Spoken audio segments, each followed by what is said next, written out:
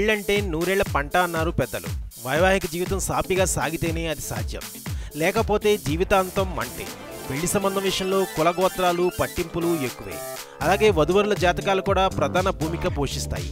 జన్మరాశులకు సరిపోయిన వారిని ఎంపిక చేసి వివాహం జరిపిస్తారు. ఎందుకంటే ఎలాంటి ఒడిదుడుకులు లేకుండా ఆనందాన్ని ఆస్వాదిస్తూ జీవితాన్ని గడపాలి కాబట్టి.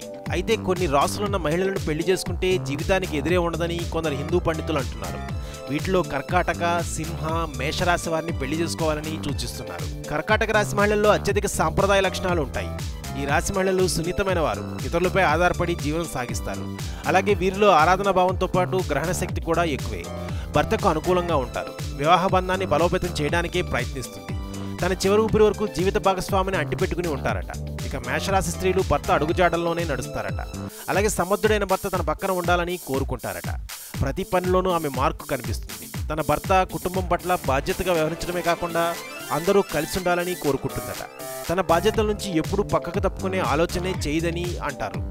ఇక సింహరాశి మహిళలు చాలా శక్తిమంతులట. అలాగే ఆకర్షణీయంతో పాటు సెక్సీగా కూడా ఉంటారట. స్వతంత్రంగా వ్యవహరిస్తూ ఎలాంటి పరిస్థితులైనా ఎదుర్కొనే సత్తా వారికి ఉంటుందట. చిన్నతనంలో వీళ్ళు పితృస్వామి వాతావరణంలో పెరిగి ఉంటారు కాబట్టి సొంత నిర్ణయాలను తీసుకుంటూ సమస్యలను పరిష్కరించడంలో ముందుంటారట.